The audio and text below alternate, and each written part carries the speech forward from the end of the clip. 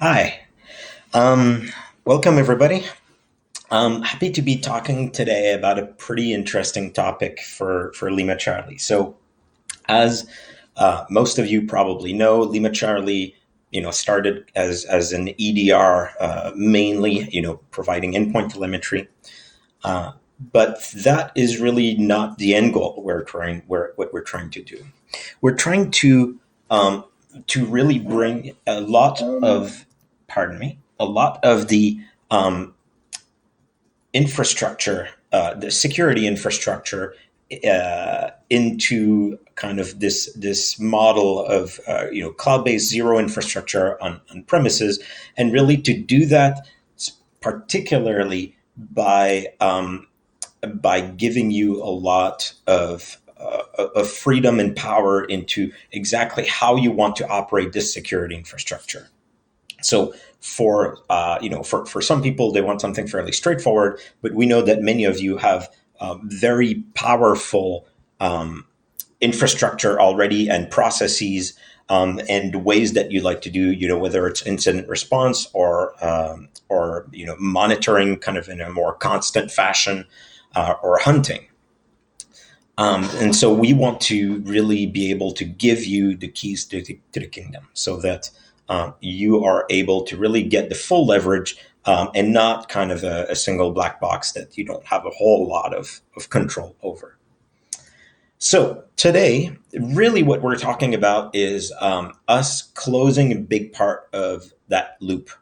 And the loop that we're talking about is really the one where we've had a lot of endpoint telemetry. We want to bring in network telemetry into this. And finally, we want to not just, ingest network telemetry in kind of a way that's very static, but really we want to provide a loop whereas you get the telemetry in and you're able to leverage existing products, existing detection methods to automate both the ingestion, the analysis, the alerting, and then potentially, additional ingestion. So that's really the kind of loop we have in mind. So this today is very specifically us looking at the capability to get network traffic off of endpoints in an automated, at scale fashion. And then for you to leverage other capabilities in Lima Charlie to run automatically a lot of this traffic through Zeek. So Zeek is an open source uh,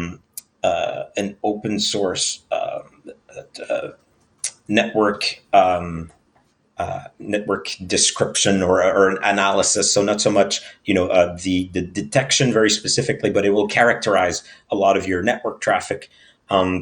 In a bunch of different ways. So it produces many different log files that allow you to get a lot of detailed information about what's going on your network. So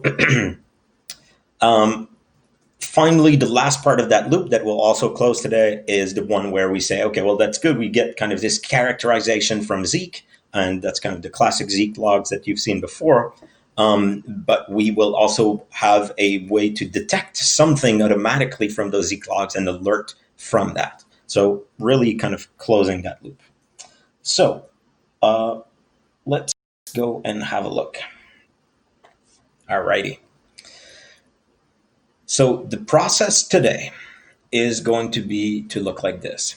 The first thing we're going to do is we're going to show you a little bit, at a high level, how do I configure something to get, PCAPs, like network traffic, from my endpoint. Then we'll show you how you can decide how you want to explode, this traffic into many Zeek log files. So how you can run it through Zeek.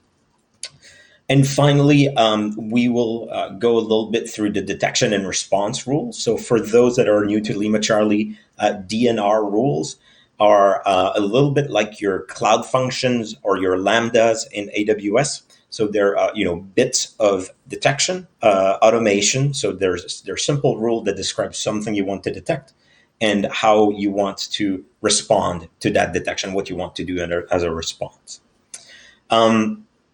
So that's going to be kind of the three big chunks. So let's dig in right away. So Collecting network on through Lima Charlie, and so it's worth really pointing out that yes, you can upload offsite from other boxes manually your PCAPs if you'd like, but now Lima Charlie has the ability to on Linux be configured to capture automatically from the agent itself, no local configuration of like external config files or services. Automatically capture this traffic and send it to the Lima Charlie cloud. So at a configuration level, you're going to configure that through the artifact collection panel in Lima Charlie, and you're going to be able to create rules. So those rules are like a lot of our other services that we have in Lima Charlie. They allow you to specify a set of boxes of endpoints to which this applies, and then exactly what you want to do with it. So in this case, what we would do is we would say, okay, well, on Linux at the moment we support this automatic capture on Linux. We want to capture the traffic from all the endpoints with the web proxy tag. That's just an example. It's kind of an example where maybe the organization is running a couple of web proxies somewhere and is interested in watching for specific characteristics of something going on those.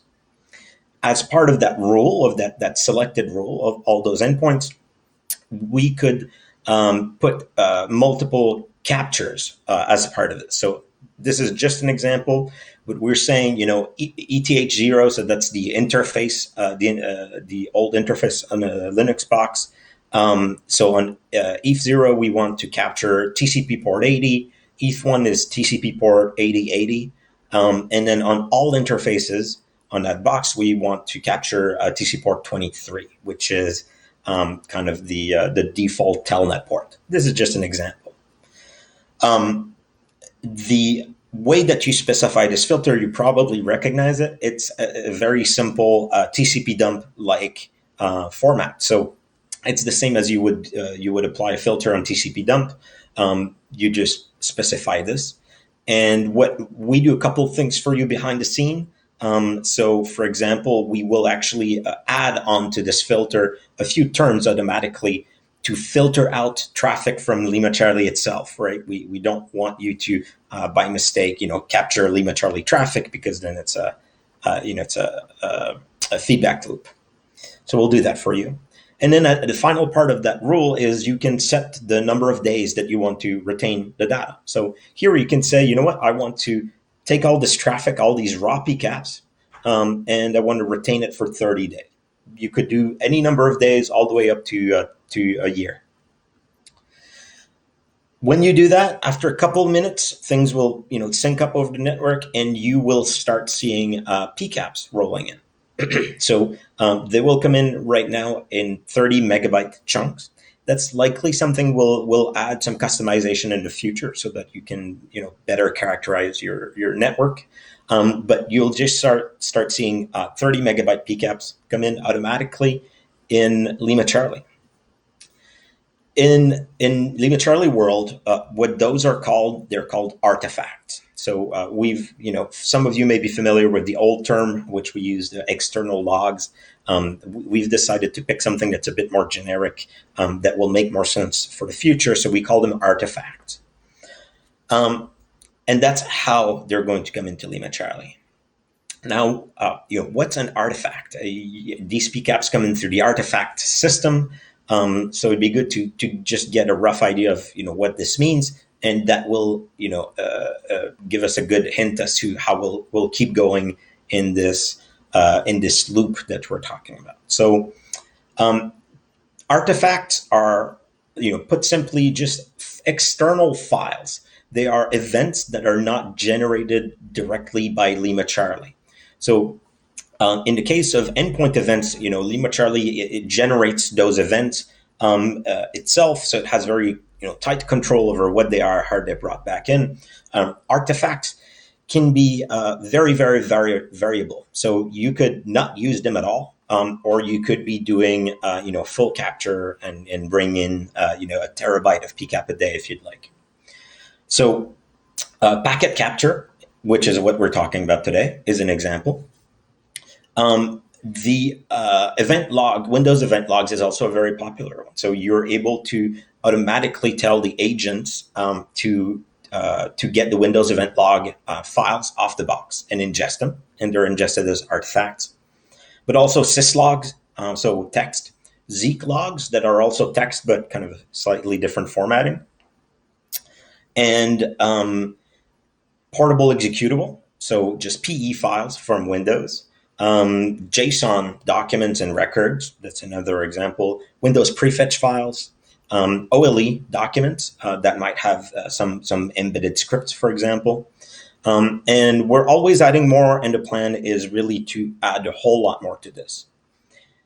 Every one of those artifacts is understood by Lima Charlie. So as it comes in as an artifact, it's not just a binary blob, but rather we apply a process to it so that we better understand it.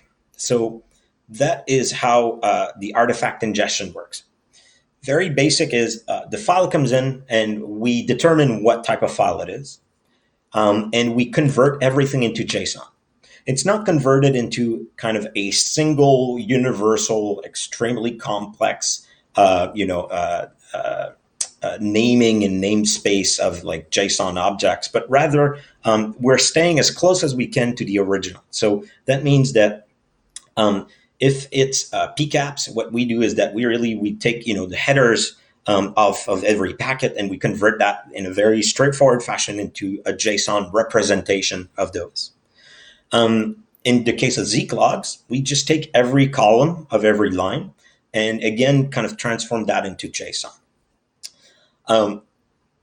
That is what's going to allow us later on to really be able to automate a lot of things from this, because now it's not just a raw binary PCAP or a text line that is difficult to parse and very error prone to parse using regular expressions, but rather it's well structured JSON. So we'll automate a ton from that. What we also do is we extract IOCs as they come in. So that means that, for example, when a PCAP comes in and we're parsing the headers into JSON, we will also say, hey, this is an IP. In syslog, we'll go and say, hey, this syslog line, this looks like an IP, this looks like a domain, and we'll extract those. So all the supported IOCs in Lima Charlie. And we'll index them, similarly to how we index IOCs that are coming in from endpoints, right? You're able to, with Lima Charlie, say, have I seen evil.com resolved anywhere in my organization in last year, and when? You're able to do the same thing now from your logs. So you're bringing in a syslog that is, generic text, or you're bringing in a Zeek log file, and we are parsing it, and we're able to give you that search capability over it as well, and point you all the way to the exact record in that file that contained it. Finally, we are also going to enrich these artifacts. So the artifact system is itself kind of a feedback loop.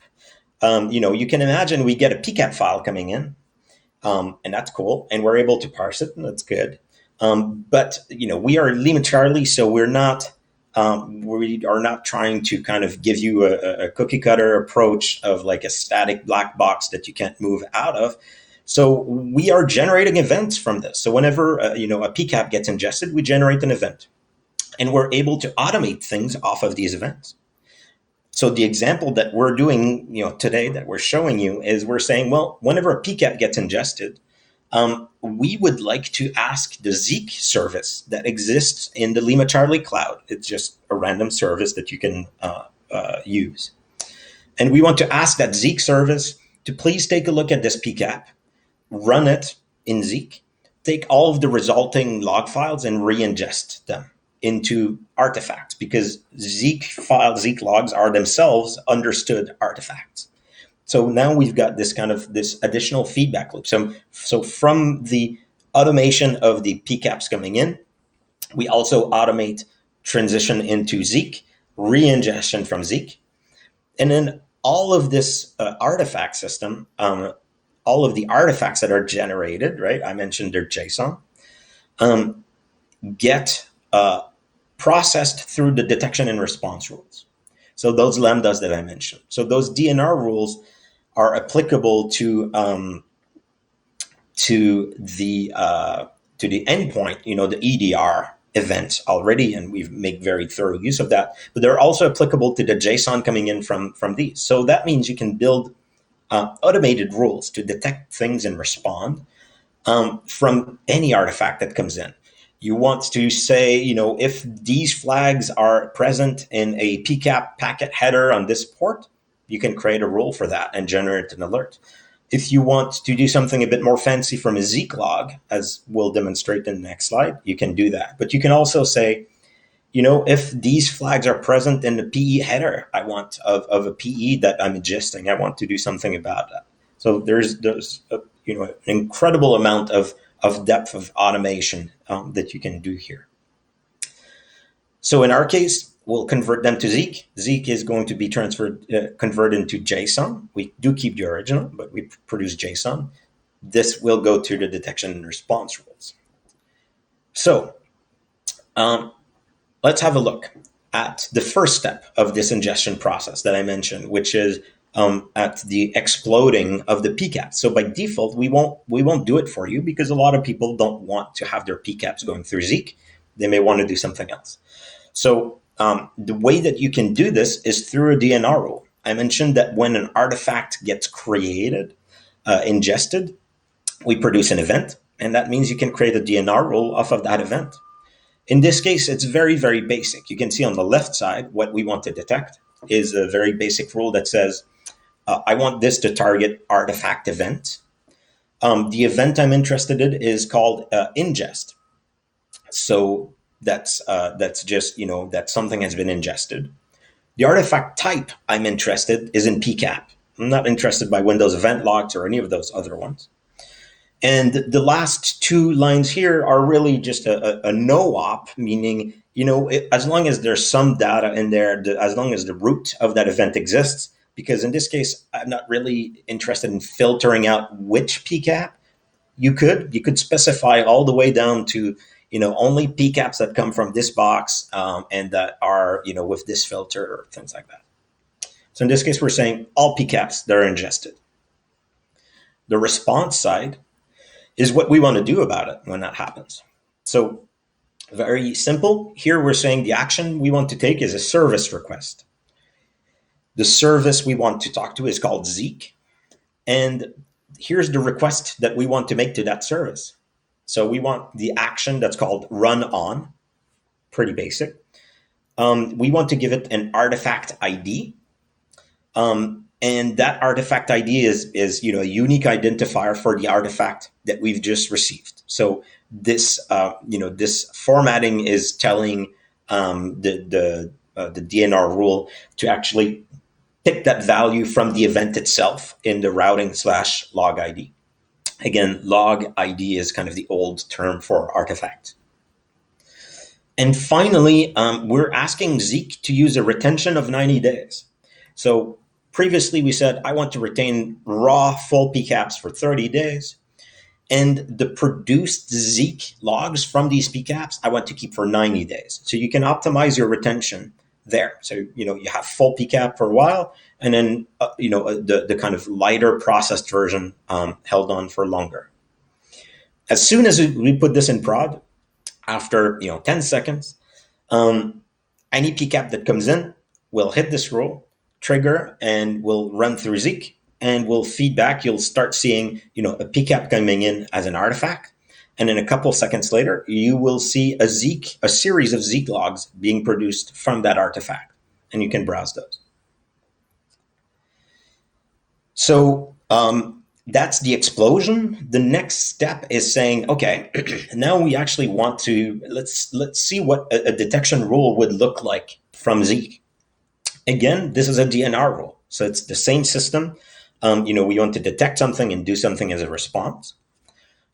In this case, as you can see, the target is slightly different. It's not an artifact event, it's an artifact itself. So the event is just something about an artifact that's happening. The artifact is saying, I want to run a rule against the content of this artifact. Actually, my bad. We have a typo here from the other one. So the artifact type that we are interested in is Zeek. So in this case, before we said PCAP, now we're saying I'm only interested in Zeek artifacts coming in. And here's the logic that we're interested in applying to it. When you target an artifact, what happens is that your rule gets applied record by record through it. So if it's a PCAP file, we will go packet by packet. We'll apply the rule. If it's a Zeek file, we will go record, so line by line in the Zeek file, and apply this rule. So here we're saying, well, first of all, this PCAP must be coming from and must have an original path of files.log. I mentioned that Zeek takes a PCAP and produces a series of log files. So we are only interested here in one of those, and it's the files.log that produces kind of a digest of file content that has gone over the network, for example, over HTTP. So we're only interested in those. The last part is we're saying, okay, I'm only interested in a record that has a MIME type of application X shockwave flash. So that's pretty old school. But we might still see some of that fly over the network. And maybe, in this company, we're saying, this proxy should never deal with, the shockwave MIME type. If something goes with that MIME type over it, maybe our content filter, has an issue and is broken, and we need to know about it. So as a response to this, when that happens, we say, well, report, so generate an alert. And we, in this case, we keep it simple. We just generate, we just give it a name, flash content to access. So when this happens, an alert will get generated right away, and it will contain the details about the log entry and with, something pointing to you to the original log entry, so you can get, the added details that you need. And, this is Lima Charlie. So, some people talk about, the Lego blocks of security. So, if we wanted to then have another rule that further triggers automation of various things, we could even create a rule that is waiting to see this detection pop up. And when it happens, to do something about it. Maybe it wants to I don't know, go and do a survey of the box where the content filter box where this happened, and check if the process is running, run a few things, and do stuff like that. So that finally kind of closes this loop. We've shown that we can make rules to automatically collect network at a very precise level off of boxes we have deployed to, using Lima Charlie as the only agent there, no local config. We bring in automatically all these PCAPs, so you get retained. So if, for whatever reason, you need to have a 6-month retention period of all traffic from particularly sensitive boxes, you can do that. Those PCAPs came in. We automatically fed those through Zeek. So now you don't need to run Zeek and configured manually on every, boxes where you want to do some traffic analysis. It's all done in the cloud for you. This Zeek got re-ingested into Lima Charlie, and you've created some logic rules on it that say, if these files I see going over the network, this is bad. And I encourage you to have a look at Zeek. It produces a ton of different files for a bunch of different aspects of networking. So, things like DNS. So perhaps you want to look at DNS that goes through this box and not just the scope of the box, but maybe you're forwarding DNS and you want to get detailed blogs. So you can do that as well. What's next? Well, you can probably start seeing that this is a really powerful mechanism.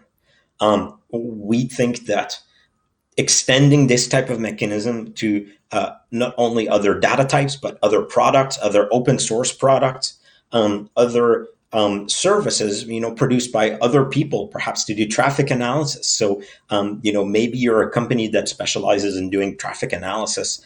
And you're able to provide this service and monetize it as well through the Lima Charlie platform if you'd like.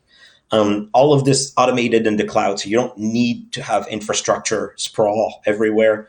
Manually configured things, endless chef scripts, and this really streamlines everything. One of the things that we're thinking of in the future, kind of in the same vein as the Zeek usage, is Suricata.